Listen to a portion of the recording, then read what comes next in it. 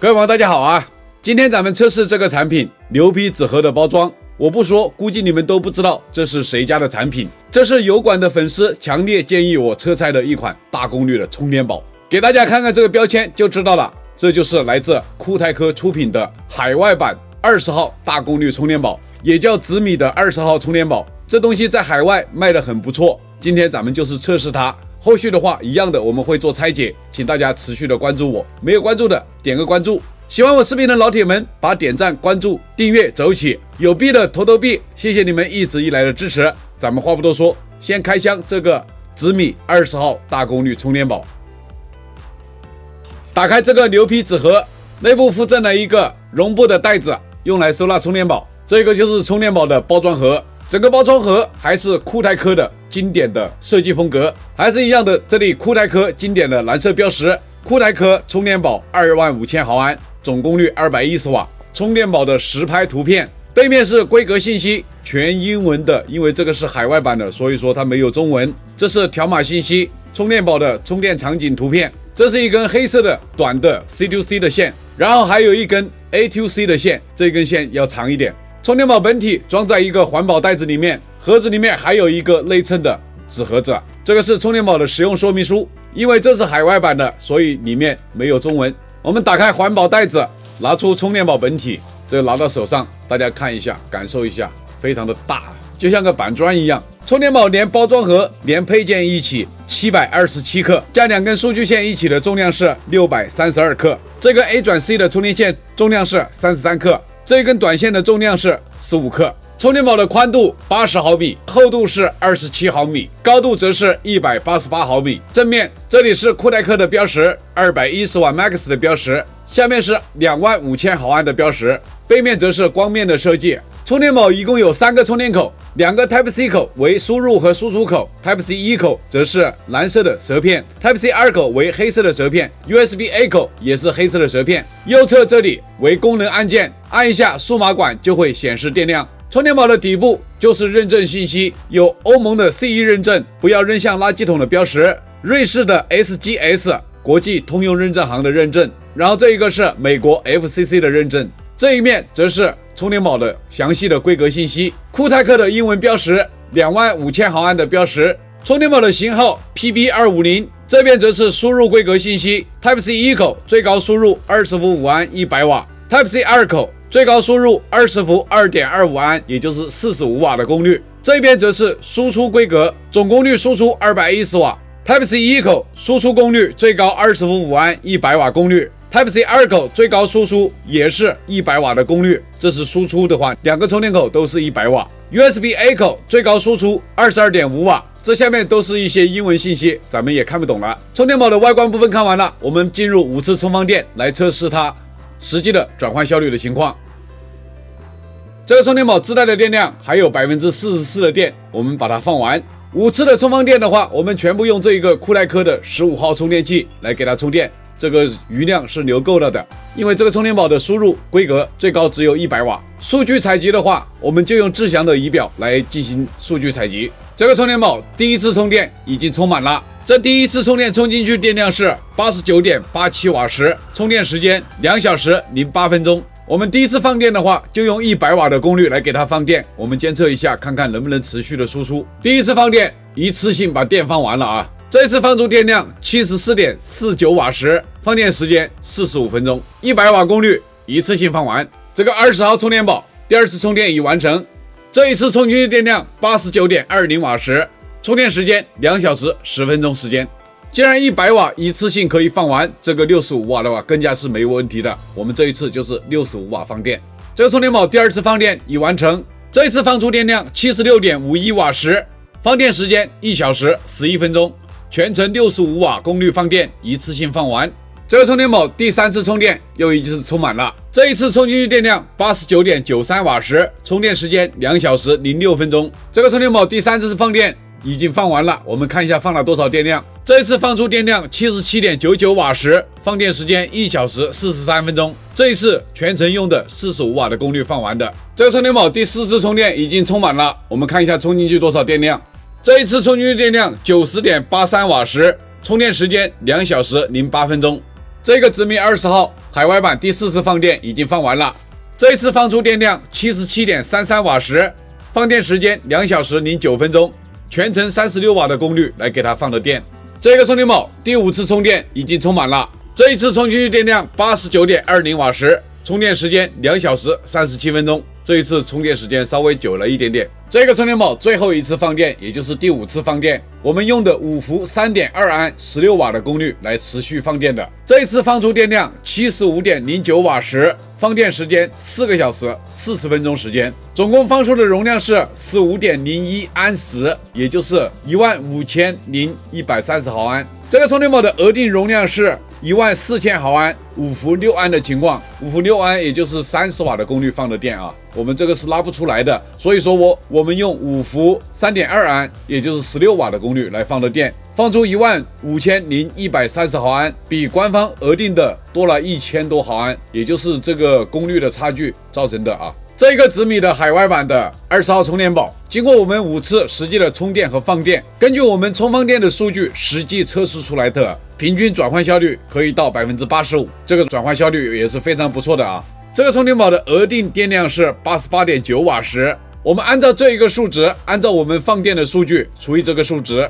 换算出它的额定的转换效率是 85.8%。这个充电宝也是我们测试了这么多充电宝里面，我们实际的效率跟额定的效率是最接近的一次。所以说这一个海外版的20号紫米充电宝不存在虚标的问题。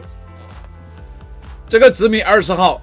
5次充放电循环，大家都看到了，它这个转换效率确实做得很不错啊。我们现在测试一下这3个充电口它充电协议的情况。这是这个充电宝 Type-C 1口大功率充电口协议的情况，有高通 QC 的5伏9伏12伏 3.6 至12伏，华为 FCP 的5伏9伏最高18瓦功率，华为 SCP 的 3.6 至12伏最高30瓦功率，三星 AFC 的5伏9伏12伏最高24瓦功率， PD 协议没有检测到。这个 DCP 和 Apple 2.4 两个基础功率，这个没有看到 PD 协议，这是仪表的问题，不是充电宝的问题。我们用智翔的仪表就可以读出 PD 2.0 的100瓦， PD 3.0 PPS 5至20伏的60瓦，它都是有的。这个是 Type-C 2口小功率的这一个充电口的协议的情况， PD 2.0 45瓦， PD 3.0 PPS 5至20伏的45瓦。Apple 2.4 和 DCP 是基础功率， QC 3.0 的5伏9伏12伏20伏 QC 4加，三星 AFC 的最高25瓦，华为 FCP 的最高18瓦，华为 SCP 的最高30瓦。这是这个充电宝 A 口的协议的情况，这个 A 口必须要这个充电宝自带的这一根线材来读取它的协议。 QC 3.0 的5伏9伏12伏 3.6 至12伏，然后 PD 3.0 这是小米家魔改的 PD 协议。 PD 3.0 点进去的话，这里是小米的 Max 126瓦，然后5个固定档位，最高20伏5安，然后后面是2个 PPS 6安的档位，这是米家的私有协议，其他的手机这个协议是没有用的，只针对小米家的设备。然后这个 DCP 则是基础功率，它这个规格说明里面2个100瓦 Max， 这个 Out 2不是 C2 口，而是 USB A 口，也就是说这一个充电口是100瓦输出，这个充电口是针对米家的私有协议的100瓦输出。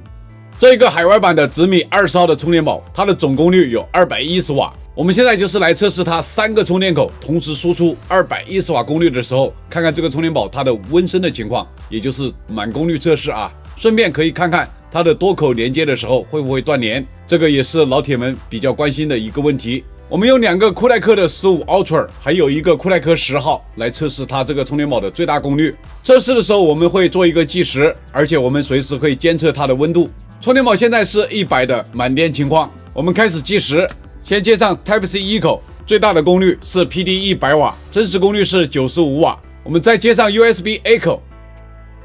没有断连啊，纹丝不动，还是95瓦。USB A 口启动的是 PD 65瓦，然后我们接上 Type-C 2口，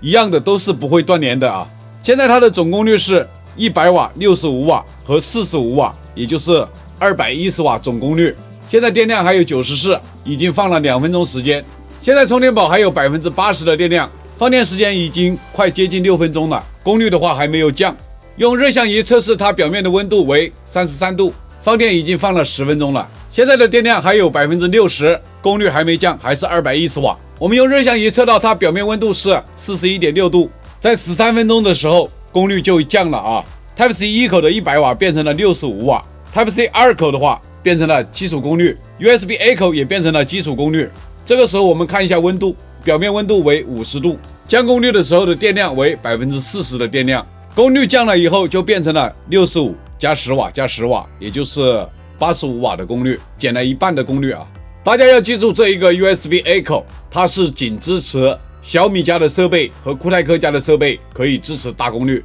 其他的设备的话，这个 A 口都是小功率啊。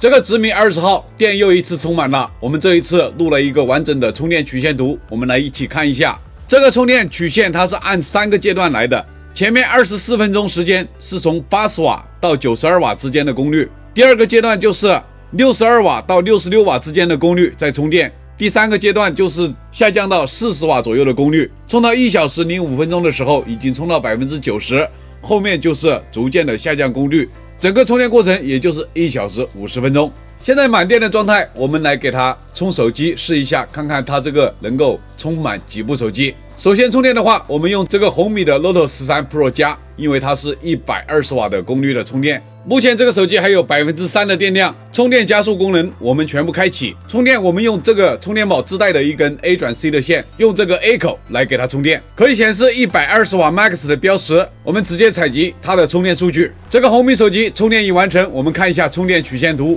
这个功率前面15分钟时间一直稳定在53瓦的功率在充电，后面的话就有波动了，平均功率大概是48瓦左右的功率在充电，充到22分钟的时候就充到 90%。逐渐下降功率，直到充满电。从 3% 的电到充到100的电，一共花了27分钟时间，充电非常的快啊。这部手机的充电曲线我们可以看到它是没有峰值功率的，非常稳，前面稳定了53瓦左右的功率15分钟，后面的话就是48到52瓦之间一直在波动，所以说这个充电速度才有这么快。充完红米手机，这个充电宝还有 70% 的电量。我们现在用这个荣耀100来测试它 Type-C 一口的大功率的 PPS 快充，可以显示 Max 60瓦的充电标识。我们直接采集它的充电数据。这个荣耀100充电已完成，我们看一下充电曲线图。前面4分钟时间最高的功率是41瓦功率，然后降到34瓦功率，中间有一个断隔，立马又爬升功率，爬升到44瓦的功率，充了大概11分钟时间，后面的话就有波动了，平均功率也是在42瓦左右，然后充到 90%， 它就逐渐的下降功率，一直到充满电。整个充电时间从 3% 的电充到100的电，一共花了40分钟时间，这个充电速度也算是很不错的。充完这个荣耀100还有46个电量，我们再来一部 PPS 快充的手机来充电。这部手机是蓝厂的 vivo S18， 它可以支持 PPS 33瓦的快充。这个充电宝我试了一下，这个充电口它也可以启动 PPS， 但是真实功率对蓝厂来说只有17瓦，我们就用这一个大功率口来测试它的33瓦的 PPS 快充，可以显示 vivo 家的闪充标识，功率的话在22瓦左右。现在这个手机还有 3% 的电量，我们采集它的数据。这个 S18 充电已完成，我们看一下充电曲线图。这个就像融合快充的充电曲线图差不多的，起始功率21瓦，充到 90%， 功率是25瓦，然后逐渐的下降功率，直到充满电。这个手机从 3% 的电充到100的电，一共花了57分钟时间，这个就是 PPS 33瓦手机的充电速度。充完这个 vivo 的 S18， 这个充电宝还有 21% 的电量，我们再拿一部手机来充电。这一个充电宝的话，我们就不拿苹果手机来充电了，因为这个大功率的充电宝对于苹果来说简直就是小菜一碟。我们还是用小米家的设备，这个是67瓦的自充的手机，我们这一次用这一个45瓦的充电口来给这一部手机充电。目前这个手机还有 2% 的电量，可以显示米 Traver 的充电标识，这里显示功率是35瓦，我们采集它的充电数据。这部手机现在是56个电了，充了54个电量进去，充电宝的电已经彻底的放完了。我们看一下充电曲线图，这个平均功率一直都是33瓦左右的功率一直在充电，充了大概21分钟时间，充了54个电，也就是说把这个手机充了一半的电量进去。从这4部手机的实际充电，我们可以来看满电的情况，可以充满3部半安卓手机。3部半手机它的电池总容量是17500毫安，轻轻松松的可以充满。充苹果的话可以充多少次，大家可以换算一下吧。从这4次充电我们可以看到它的放出电量的总容量是 75.59 瓦时，然后我们充进去的电量是 88.72， 这样得出来它的转换效率还是 85.2%， 证明这个充电宝数值是非常不错的。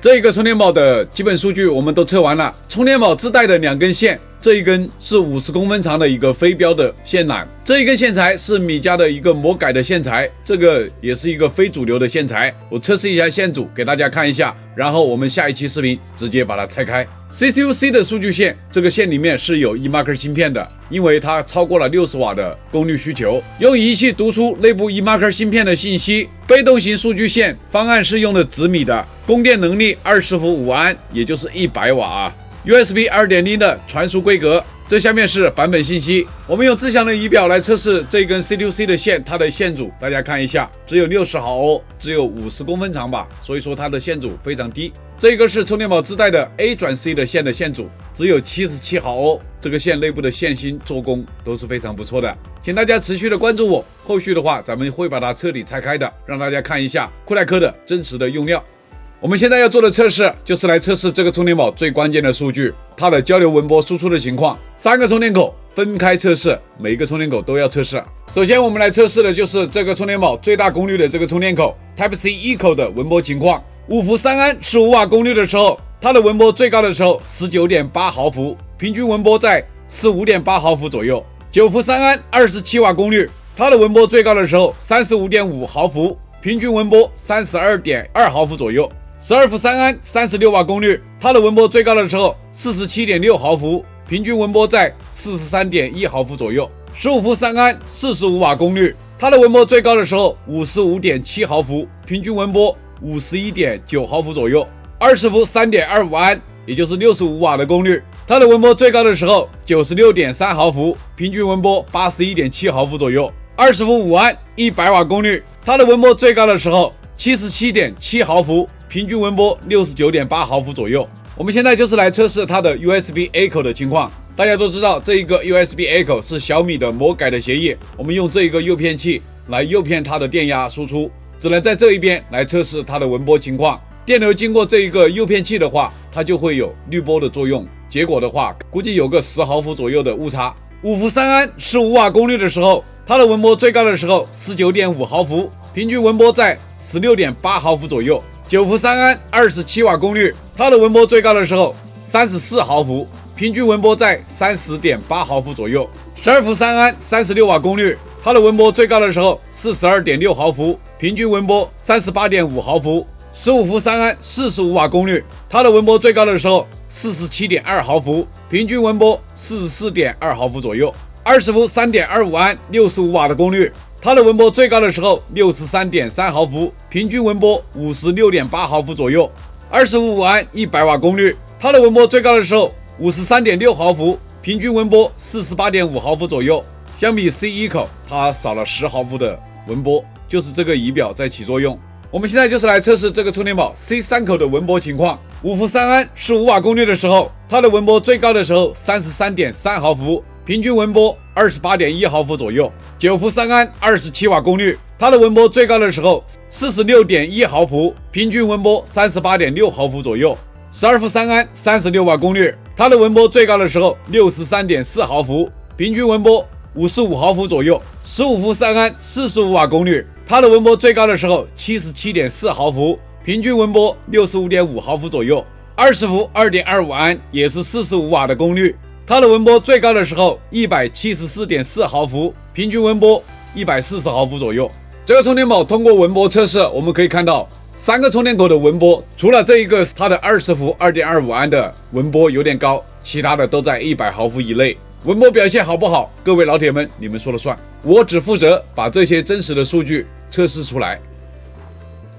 这个海外版的紫米酷泰科20号充电宝详细的数据我全部展现出来了，它的能量转换效率 85%， 很不错，实打实的210瓦真实功率，可以持续输出 60% 的电量，确实是非常强悍。各位老铁们，你们一直关注的多口真正不断连的技术，这一个充电宝也有了，是不是很不错？文波控制除了这个 C2 口20伏档位高了一点，其他的充电口都在100毫伏以内，我觉得很不错了，你们认为呢？喜欢我的视频的老铁们，记得一键3连，点赞、关注、投币走起！你们的支持就是咱们这个频道的动力源泉。还没有关注的新朋友，点点关注，点点订阅，谢谢大家观看，咱们下期视频再见。